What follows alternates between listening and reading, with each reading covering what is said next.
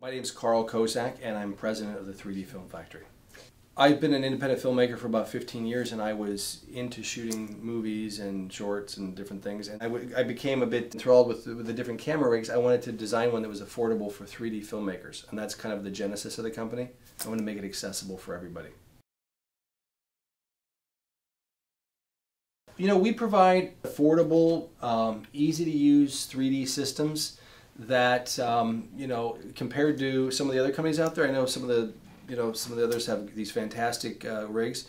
I'd say just on the negative side, they're just a bit they're a bit expensive, and a lot of them are a bit kind of large and heavy, bulky, not easy to use. They might require a technician. So we're trying to make 3D rigs that are not only inexpensive but also simple and easy to use for filmmakers.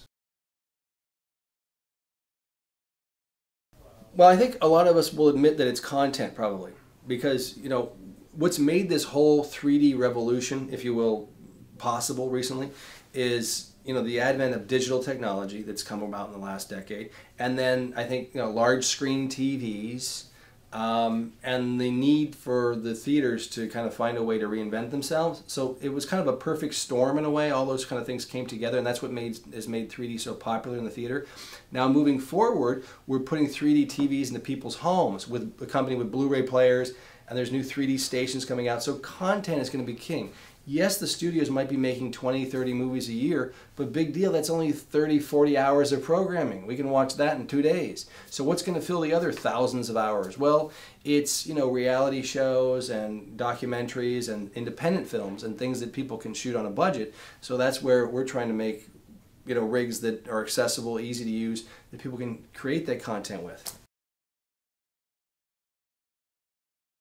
3D has a bad rap, and it comes from the 50s and the 70s when, you know, 3D has made this resurgence every 15, 20 years, and there's been a couple, three, and it's typically been these B movies where you know, it was bad stuff.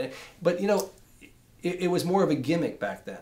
And you could see it coming. You could see the 3D coming, and, you know, oh, here comes the 3D. They're going to point a sword at us, and they're going to jab it at the screen. So there's a lot of bad stuff, but and it was used as a gimmick. It was seen as a tool, and serious filmmakers didn't really want to make their movies in 3D for that reason. Now, flash forward, we're in this digital age, and filmmakers are trying to hold themselves, you know, like James Cameron in Avatar, to a higher standard. Robert Zemeckis, some of these other guys, they're trying different things. Yes, there's going to be bad 3D. It's going to be overplayed, because we're getting a lot of calls these days for, you know, 3D. Everybody wants to shoot it.